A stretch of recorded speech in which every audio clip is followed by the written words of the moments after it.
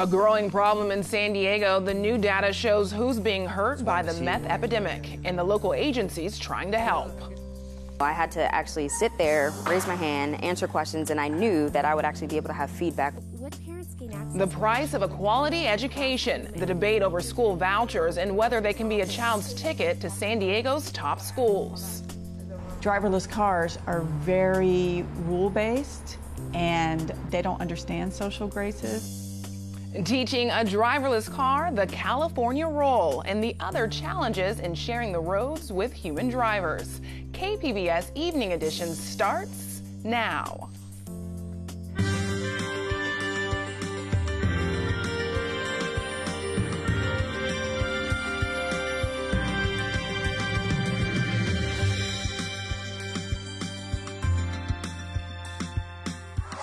Good evening and thanks for joining us. I'm Ebony Monet.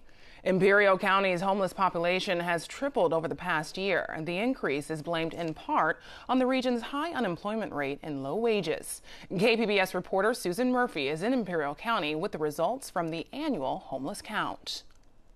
Nearly 1,100 people are homeless here in Imperial County, and when you compare the rate per capita, it's twice the state average. And all of the 700 additional people counted this year are not sleeping in shelters. They're hunkering down on sidewalks and under overpasses like this one. County leaders gathered this morning to share the sobering figures. Our challenge lies in the fact that our homeless people are not only unemployed, 33% of them reported they were unemployed, but their only income is through food stamps. Other contributing factors to the growing crisis: a quarter of homeless people sleeping on the streets reported a mental health issue. 1 in 5 has a substance use disorder. In our community, we have no residential drug treatment program that will address substance abuse as well as mental illness. So that identifies a gap that we need to address in services. And nearly half are chronically homeless. They suffer a disability and have been continuously homeless for a year or more. Only 128 people have a shelter bed. That's one part of it. We need to have enough shelters to get people off the streets. And a really unified plan, you move from shelter into housing, whether that's transitional housing, going back into rapid rehousing, or it's permanent supportive housing. Imperial County is located in the southeastern corner of the state, bordering Mexico and Arizona. Blistering summer temperatures often top triple digits, and rainfall rarely exceeds 3 inches. It's a harsh climate for living outside. Pretty consistently, July, August, and into September, we can expect it to be 110 plus, sometimes as high as 120.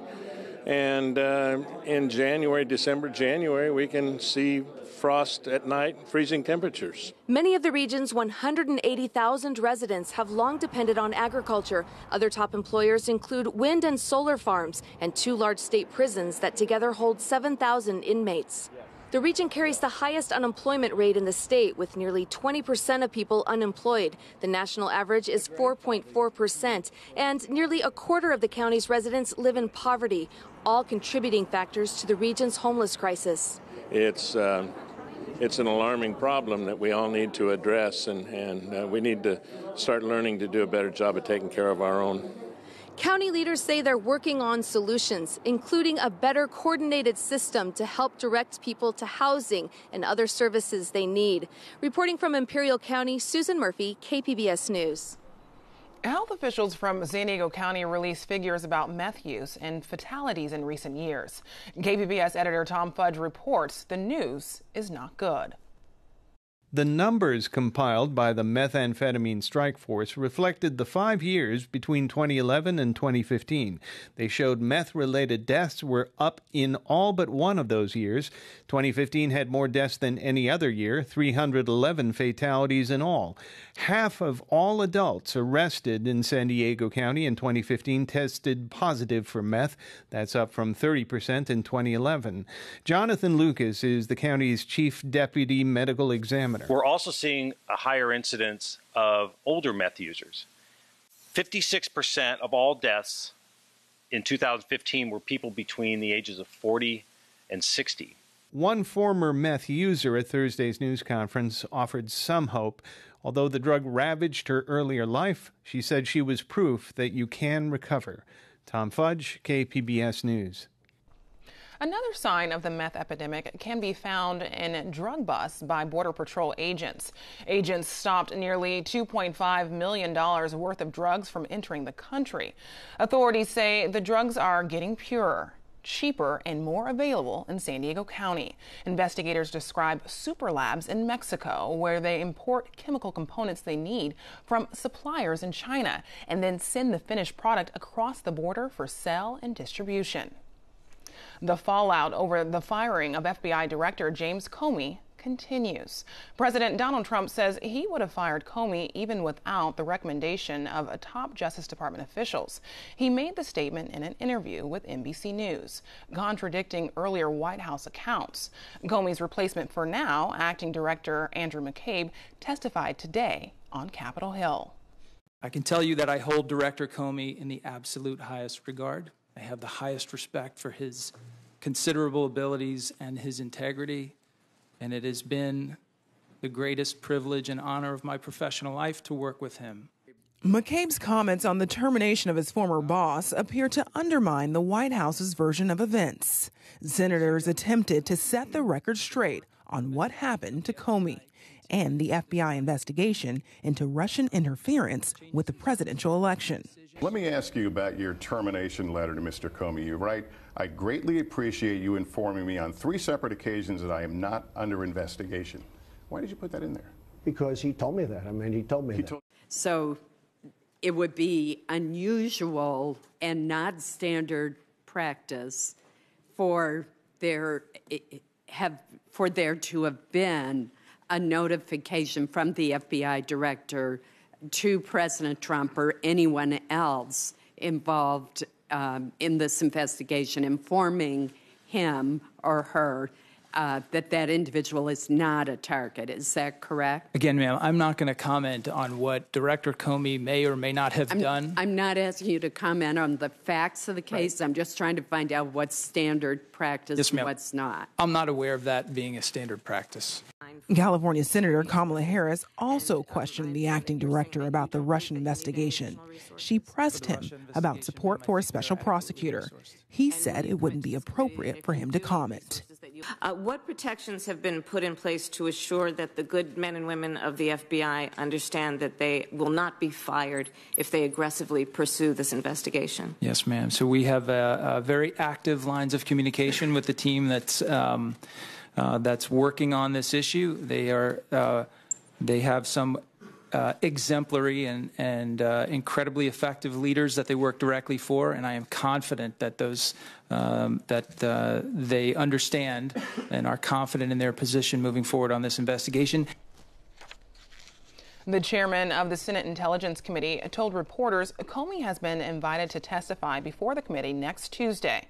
We'll continue to follow developments on air and online at kpbs.org. More coverage continues tonight on PBS NewsHour, right here on KPBS. San Diego demonstrators are fired up over what's going on in the nation's capital. LDRSD, what democracy looks like. This is what democracy looks like. These are demonstrators on the beach outside of the Republican National Committee meeting today at the Hotel Del Coronado. It's organized by San Diego Indivisible. The group is calling for an independent investigation into Russia and the Trump administration and saving the Affordable Care Act. Protesters are also speaking out against Congressman Darrell Issa and Duncan Hunter. Both Republicans voted along party lines to repeal Obamacare. The Republican National Committee meeting continues tomorrow.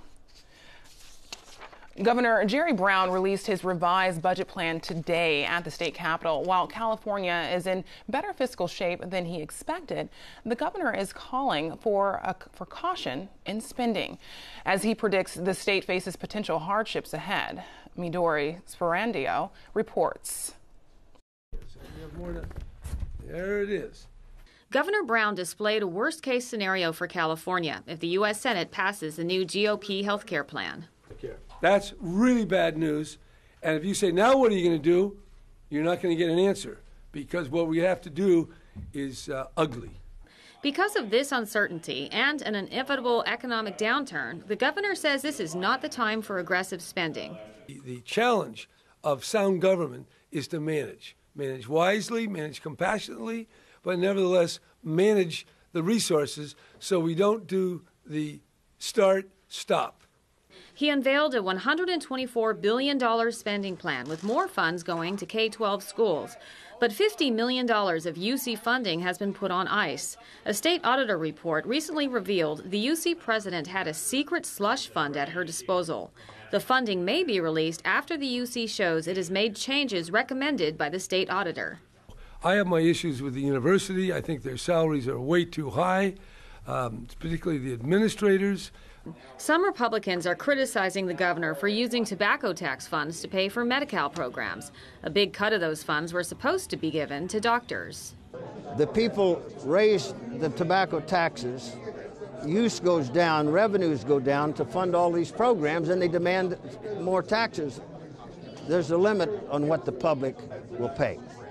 Republicans also say the governor may be taking too antagonistic an approach to Trump and the GOP health care plan. I haven't seen the governor put together a team that we work with the administration in Washington, D.C. to say, okay, how do we deal with this in a humane manner? The legislature has until June 15th to approve this budget. Each day they're late, they lose pay. The fiscal year begins July 1st. At the state capitol, Midori Sprandio reporting. Bottled water for students at Alice Burney Elementary School in University Heights after testing found elevated levels of lead in the water. San Diego Unified School officials say parents were notified via email, and a robocall went out immediately following the release of test results on Wednesday. Samples were taken from the school's water fountains earlier this month. Only one had elevated levels of lead, but officials tell KPBS all of the fountains have been roped off as district officials investigate a permanent solution. Burney marks the third San Diego Unified School to test positive for elevated levels of lead since late April. Education Secretary Betsy DeVos has compared private schools to Uber and public schools to taxis, where one is sleek and nimble and the other is rickety and slow to change. KPBS education reporter Megan Burks says parents hoping for a slick ride for their kids' education might want to think again. If private schools are to school choice what Uber is to ride-hailing, then the Bishop School is a luxury Uber Black. The 108-year-old campus is filled with the scent of flowers, chirping birds, and rich history. Open the door to a classroom, and it's like your favorite college professor's office. So to me, he's talking about a table, but I also saw that as a reflection on sort of community. Full of books and great discussion. Tamika Lipford graduated from Bishop's in 2005 and went on to become a military prosecutor. Hey, right here, right here. She's standing in the school's gym where volunteers are setting up for a fundraiser that will bring in $1 million for tuition assistance. The annual cost to attend Bishop's is more than $33,000. Lipford is the night's keynote speaker because she herself received financial aid.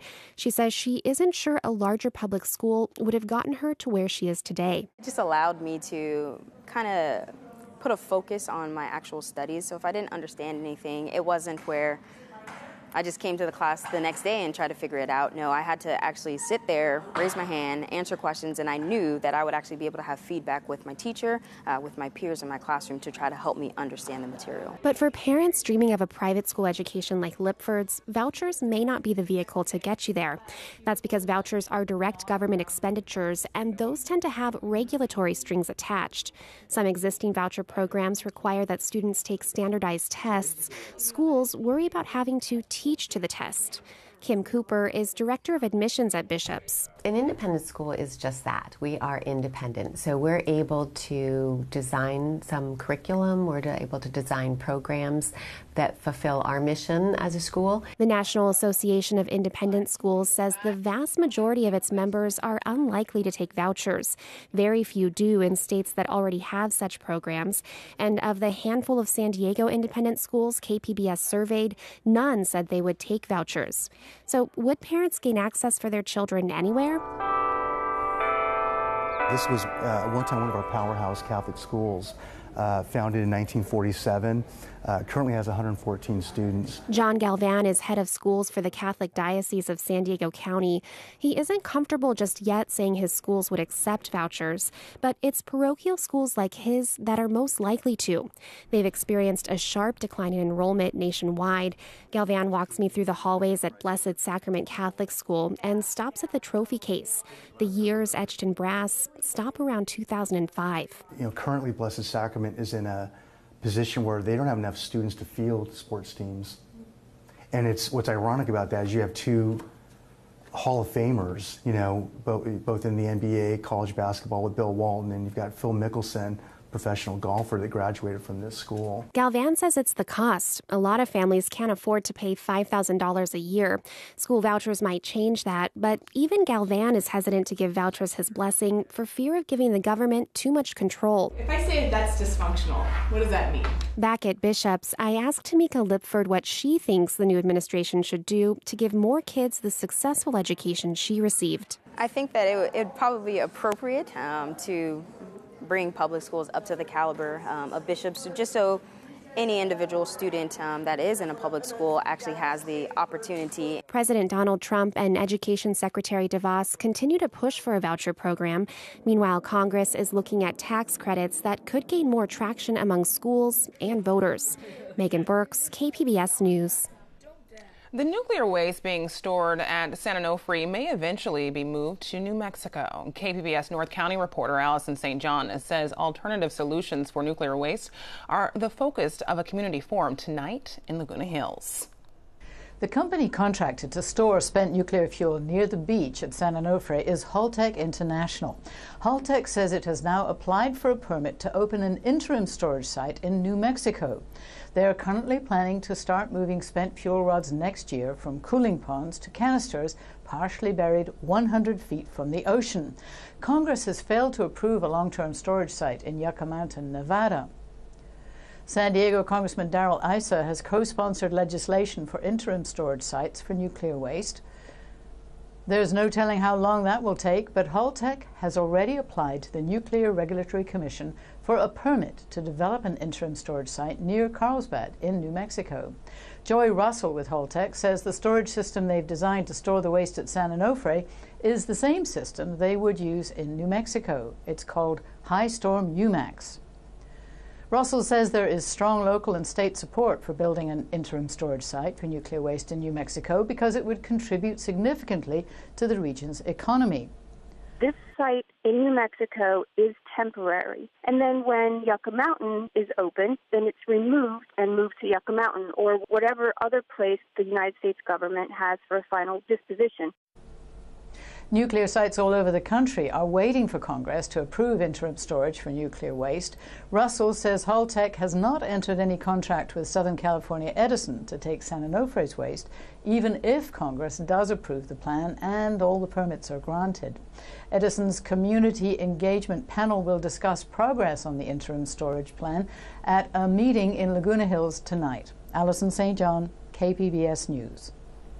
Seniors gathered at the Capitol today to ask lawmakers for more funding for elderly support services. Every week, about 7,000 people turn 65 in California. And according to recent numbers, the majority of Californians 65 and older are in need of long-term care services. Seniors and advocates say it's time to prioritize one of California's most vulnerable communities. We've got to do more, especially for our most vulnerable. There are no do-overs for our seniors. They can't go back to work and do things. They need the state to do what the state is supposed to do. Lawmakers are set to vote on a bill this session to establish a program for affordable senior housing. Several great white sharks are spotted off the coast of Southern California, close to surfers and beachgoers. Here's a video captured from an Orange County Sheriff's Department helicopter Wednesday. Deputies on board spot the sharks near Capistrano Beach and south to San Onofre Beach. California State Park Communications officials say workers have posted warning signs at San Onofre Beach warning people of the sharks and that if they enter the water, it's at their own risk. Low clouds and warm weather headed to San Diego. Erin Calandra has more in tonight's forecast. Well, a beautiful day out there today, and we have much more of that coming our way, especially for our Mother's Day. It's going to be a beautiful day if you have any plans to take your mother out. Looking at our satellite and radar, well, we do see a little bit of precipitation in the far northeast. That's due to a system that moved in off the Pacific into Washington and into Oregon. It's certainly not going to reach us. What we see for us is a lot of nothing, just beautiful conditions across the county, not even any clouds to damper our day. So tonight, those clouds will build up as usual, and we will see them early in the morning. So when you wake up and you look out your window, you might see a couple clouds, but they're going to burn off, and we're going to have a beautiful sunny day for tomorrow. So the overnight low is 60 degrees, and taking a look across the region, it's nice for everyone. Borrego Springs, nice and warm, 63 degrees, Mount Laguna, 46. Ramona 49, Alpine 48, Poway 56, and Oceanside 56 degrees. And you can see on our map, as you head further to the coast, we see more cloud coverage than we do inland, which is a typical trend for us in this region. So on our Thursday, we're going to see a big difference in our temperatures. We have warm air flowing in off the coast. It's going to bring us lots of sunshine, much warmer in the afternoon hours with little or no wind except for the mountains and the deserts, especially on Saturday. It's going to become just a bit windy. So taking a look at the 5-day and the coast, it's going to be a nice day on Saturday, 70 degrees, not quite beach weather, but at least a nice day to be outside. On Sunday, a bit cooler, 69 degrees. By Monday, we do have a system moving in, 65 degrees, and we could see some drizzle. Certainly not any kind of rain, but it's going to be kind of a damp day for us. Same story for inland. So our Saturday is beautiful, lots of sunshine, 74. Gets a bit cooler as we get to our work week, where we will also see some drizzle, 65 degrees. Just grab a jacket before you head out the door to school or to work. In the mountains, it's chillier, of course, so 62 degrees with a breeze on Saturday. You will notice the wind on Saturday, nothing major, up to about 25 miles per hour. On Sunday, it's going to be cooler, 57 degrees, and look at Monday, 49 with a low of 37. The desert, well, we'll have a nice cool down going from the 80s down to 76 for the beginning of the work week. For KPBS News, I'm Erin Calandra. In 1 week, thousands of San Diegans will hit the streets on 2 wheels. It's Bike to Work Day in the county, part of a Nation Bike Month, when municipalities around the country celebrate the benefits of biking. Zandag Chair Ron Roberts says when residents bike to work, it helps the county in 3 ways. It reduces greenhouse gas, reduces pollution, and cuts down on traffic congestion. Now, what's better than those 3 things? Well, you're also helping yourself to be healthier. That's what's better, and that's also a good reason for doing this. Roberts says there will be pit stops all over the county where bikers can pick up free t-shirts, water, snacks, and encouragement from 6 to 9 in the morning. You can register for Bike to Work Day at iCommuteSD.com. Well, driverless cars may be all the rage in the automotive industry, but experts say it will take years before humans and robots can safely share the roads. AP reporter Mike Householder has the story. During rush hour, drivers will sometimes skirt the rules of the road, as they do here near Ann Arbor, Michigan, where it's customary to cross a double yellow line to queue up for a left turn onto a freeway on-ramp. Locals know it's okay to do this. Cars without drivers don't. Driverless cars are very rule-based, and they don't understand social graces. Missy Cummings studies human unmanned vehicle interaction at Duke University. I actually believe that we're in the most dangerous place where we could be right now in terms of automotive transportation. It would be better for us to all wake up tomorrow and have all of us in driverless cars. Experts say it will take more than a decade before robot and human drivers can coexist on most side streets, boulevards, and freeways. That's because programmers are still working out how to prepare autonomous vehicles for erratic human driving behavior and local traffic idiosyncrasies, such as a maneuver that's prevalent in Boston. Because I lived there for 10 years, and there's this infamous Boston left, where when the light turns green, the cars turning left will turn in front of everyone. Artificial intelligence eventually could access shared data on road signs, lane lines, and human driver behavior, allowing driverless cars to make quick decisions similar to people. The technology is moving really fast. Intel's Automated Driving Solutions Chief Kathy Winter thinks cars like this autonomous Chevy Bolt being tested near Detroit will be able to see and think like humans before 2030. There's so much learning going on right now with these vehicles that are out on the road that I think it is going to accelerate even faster over the next few years. Until a driverless future is realized, however, humans will continue to cross the lines and follow local traffic quirks. Mike Householder, Associated Press, Pittsfield Township, Michigan. Here's a look at what we're working on for tomorrow in the KPBS newsroom. On Morning Edition, fears about immigrants were more powerful than economic worries during the last presidential election. The study that shows how many people felt like strangers in their own country. And on Midday Edition, how to celebrate moms this weekend. That's tomorrow on KPBS Radio. You can find tonight's stories on our website, kpbs.org/evening edition. Thanks for joining us. Have a great night.